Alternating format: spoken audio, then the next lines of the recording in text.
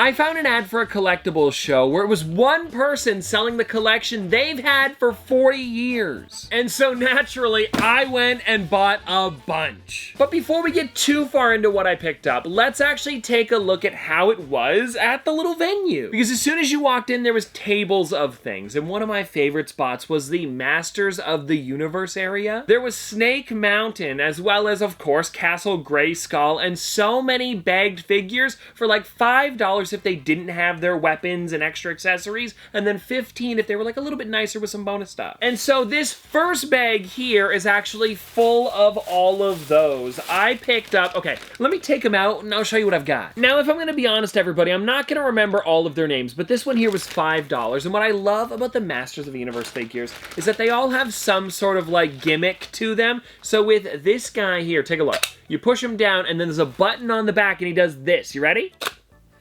Kind of fun. So anyways, that was the first one. Then the next one I got, and not all of them stand because you could tell that they've been played with, but I love this one here. It was Mantenna, and some of them had names on it, so I can't actually tell you. This one was one of the more expensive ones. It was $15. The eyes were a little bit rubbed off, but he came with his like bowcaster, and I enjoyed that. And so what I love about Mantenna is there he is, but there's also a little lever on the back, and when you press it up, his eyes go up into the antenna. How crazy is this? And then yes, the arms also move. I think honestly, this one's really fun. Now, getting into the next one that I grabbed, this is one that I've actually wanted for a long time. I have the Funko Pop version of it, and it's really fun. And now I'm trying to remember his name, but it's the one where he's like got suckers all over him, and this one was only $5, and I'm pretty sure it's because the arms are made of rubber, so this one might be a little bit sticky. I don't know why this happened, but with a lot of the older ones, yeah, for some reason, whatever the material was made of, it seems to be just the arms, and it's not too bad, but there is like a little bit of stick to it. Because, of course, they were supposed to suction to things, it's a little bit odd. Oh, right, yes. So on the back of this one, I'll see if I can get it to work. There's a little bit of a button you press down, and that's how you get the face to suction to things. And I wonder if it'll actually do it. Okay, let me put the arms up. I'm gonna try it here. If I press it down and press that, it works! It works! Now I think I could press it back up. Yeah, there we go. Oh my gosh, that is crazy for how old these are. And I don't know if they have a year on them anywhere. Oh, it might say on the back here, 1984. And I got this for $5. Seriously, how crazy is that? And they're standing pretty great too. I'm gonna have to make a nice display for these guys eventually. But yeah, the next one that I got here, oh, and this one was so good. It is Too Bad. And if you guys don't know, they're kind of like a two-headed character. I was gonna say monster, which I guess they are. But if you guys want to take a look at them here, this one was another $15 one. And what I like about this one, and I don't know how well they're going to stand because their legs are a little bit wobbly. But like when you do this with a lot of the characters, they kind of like wiggle back. And then their arms actually go like this. And that's like a way that you can like attack other characters. It also comes with a shield. And I remember that they made this figure more recently. It was like an anniversary one or something. So it's cool to have this like original figure too. And look at that. He's standing. That's kind of what I want the most, guys. Like, how well do these stand? Because I'm really just going to be displaying them for the most part. And I think, honestly, looking at them like this, they're pretty sweet. Continuing, though, I think we've got 3 more in here, and these are some of my favorites. I actually didn't get a He-Man. I don't think I saw one at all. But who I was able to get for $5 is this Orko. Look at him. And I don't think anything crazy happens with him. I don't know if there's, like, any, like, movable features besides, like, his arms going up and down. Oh, you know what? It looks like the hat is removable, which is pretty funny. And then there is this thing on the bottom. It's like a little bit of a metal thing. So I wonder if he connected to something at one point and it's just not there. But the good news is he does stand fine, so pretty sweet. Okay, hold on. Now, hold on. This next one here we have is, I believe, Spikor. Is that his name? I think so. But yeah, this one's so cool. He's kind of like rubbery, and again, for $5, you can't complain. And I'm wondering with this one, because he is made of rubber, is he going to be kind of sticky? I don't think so. No, he's not. Oh, wow, this is great. And look at this. His arm, if you're wondering what the kind of like fun thing is with him, is actually like extendable, and he can kind of like, I don't know, it's almost like it reminds me of like Aquaman in a way, and he's got like a Triton there. I think that's really cool. Besides that, though, he also has like those rubber bits for the spikes, probably because otherwise it would like hurt if somebody got hit by them. And let's see if he stands, because he seems to be the most wobbly out of all of them. Ooh, I hope so. Maybe if his arms are like leaning forward a bit, would he stand?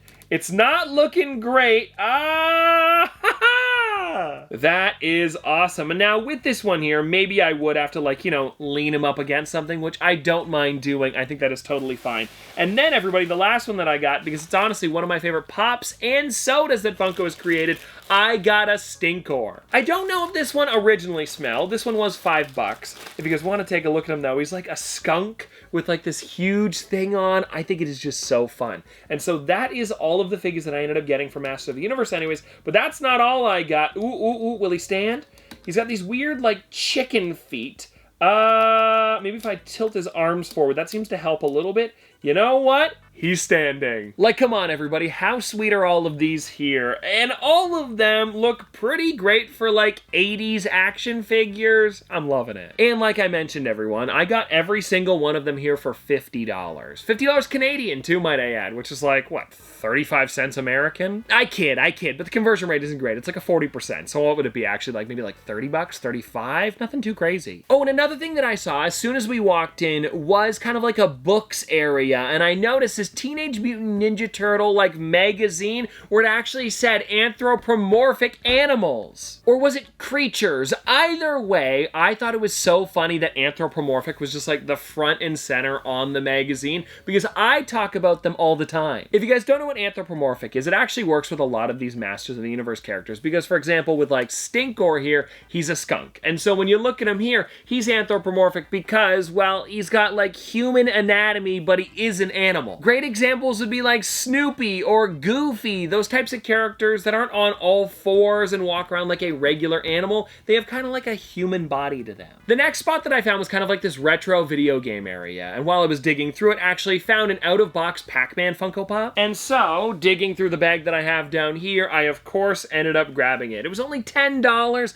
and I mean, look at it. I just love this one, especially because it is out of box, so I can put it somewhere without having to worry about it, like, you know, in the box, because I think it really does look great. Maybe I'll put it up next to my computer or something. Oh, and then on the same table, there was an in-box Funko Pop too, and I actually don't remember the name of him, but it wasn't really good when I saw it right away. Oh, it's from Altered Beasts. Right. The werewolf one. I actually used to have this in my collection a long time ago, and then I saw it today and was like, you know what, let's get it again, and I grabbed it for $10. It came in the protector. I thought, hey, why not? It is also, because it is the EB Games exclusive version, I believe that was the gold variant, and then there was also like a normal brown one. I might be wrong about that, but I'm trying to think of why it would be exclusive otherwise, and it must be something like that. I don't know. Let me know what you guys think, though, because it definitely doesn't look the same as the box, and for the exclusive, they usually wouldn't swap it on the glam, so that would make sense. Either way, though, two really fun Funko Pops, and I am not disappointed that I grabbed these. This next thing that I saw kind of seemed like video game tops, like almost for like a pinball machine or like an arcade game,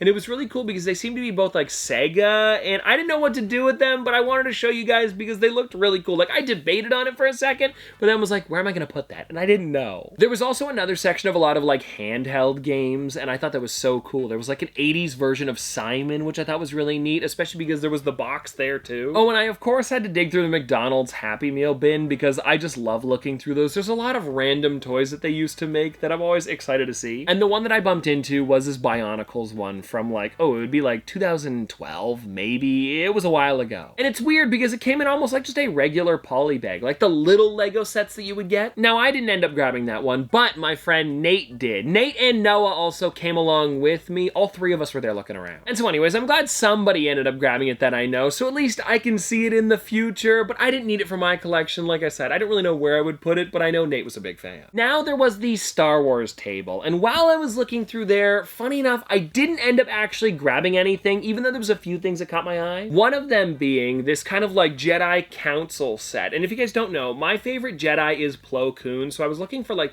anything Plo Koon related, and I didn't see anything. The only thing that I did bump into was this one that I was talking about here, the Jedi Council seats, and it didn't come with him, but on the back side, he was on the art that showed that they maybe sold more of them, and he was available at one point. So I figured that if I was gonna get one of those, I would hold out till I actually found the one with him inside of it. But also, Also, while I was looking around on the table, there was some really great stuff, like larger figures. I saw like a Dewback and a Wampa, and they also had like that old Darth Vader carrying case I thought was so sick. It's where you would put a lot of your older Kenner figures. And then on the table, they actually had some of the mini Smuggler's Bounty Hikaris, which are created by Funko. It's something they made years ago, and they put them into their collector's boxes. They used to be able to get like, I think it was bi-monthly? I think it was, yeah, every 2 months. It was pretty cool to see. I believe they had Chopper as well as Darth Vader, and I probably should have got Chopper because it was the orange one.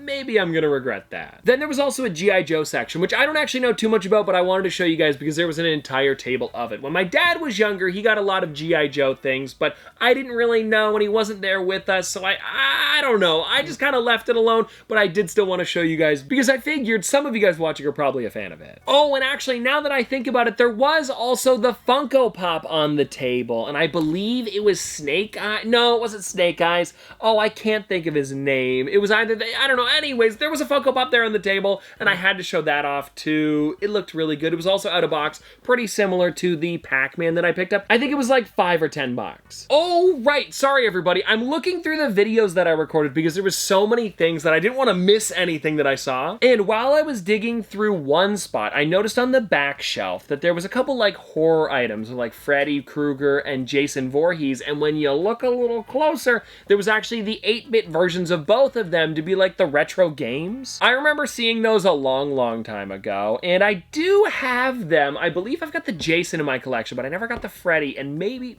I should have got Freddy today. I don't know. There was just so much to look at. It was hard to like really pick out the things that I wanted to grab. But either way though, I think it was really cool, and I am glad that I saw those so I could show you guys. And then everybody, I'm looking here at this video. It seems like kind of just like a random table. They had like the Inspector Gadget, you know, McDonald's toy. Oh, as well as the Karate Kid reaction figure that was a Funko and Super 7 product, as well as a couple of the Wacky Wobblers of Vision. That is one that I actually have in my collection. I got Vision a long time ago, but they were selling them for $1 out of box or $2 in box, and there was a couple of each, which I thought was a really great deal if you like the old Wacky Wobblers. Now, very similar to G.I. Joe, I don't actually know too much about WWE. I mean, of course I know some of the wrestlers, but I don't know like which ones are expensive or rare. I just kind of know like some of the names. But anyways, I just wanted to show you because they did have a big table available, and it seems like they also had some WWF stuff, not just WWE, so that is old. Oh, and I also want to show you this table here that had a couple like Turtles cards on it, which I thought was so cool, like the old collectible ones, probably from like the 80s or 90s. And then there was also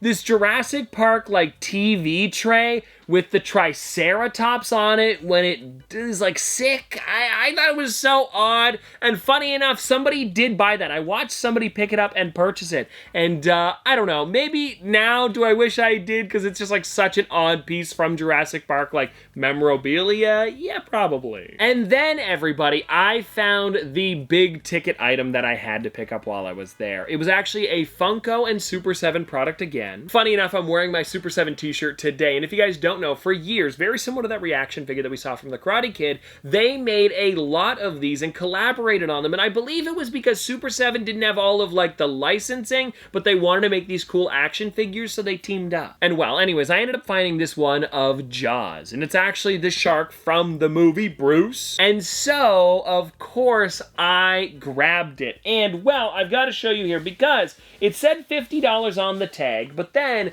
when I started talking to them, they were like, well, do you want to take it for $40? And I said, I mean, I'm not going to fight you on it. So here it is in box, not punched. It is such a crazy one. Let me see if I can take this Post-it note off so I can show you what it's looking like. Yeah, it says Great White Shark action figure. There's a little bit of dust on the top, but that is something that can come off so easily. And look at this thing here. Now, I'm not going to be able to open this one up because when you take a look at it on the side, it doesn't actually have like an easy open. It would be something that I'd have to like rip apart. So we're going to have to live with it in the box for today, and maybe I'll take it out in the future, but I think I just love how it looks inside of here. It's so cool. And also, everybody, when you flip it around, you can see the rest of the collection. There is Quint, we've got Brody, as well as, why can I never remember his name? Hooper, Matt Hooper. So cool. And it's so funny too, because I looked on the bottom here and it says relive the exciting action of Jaws with authentically detailed reaction figures. And what I think is so funny is that the action for this figure here is just his mouth opens and closes. That's it. And well, anyways, everybody, there we we go. That is all that I picked up from this show. Seriously, a lot of stuff. And I think, honestly, my favorite things that I got are probably going to have to be like the Masters of the Universe action figures,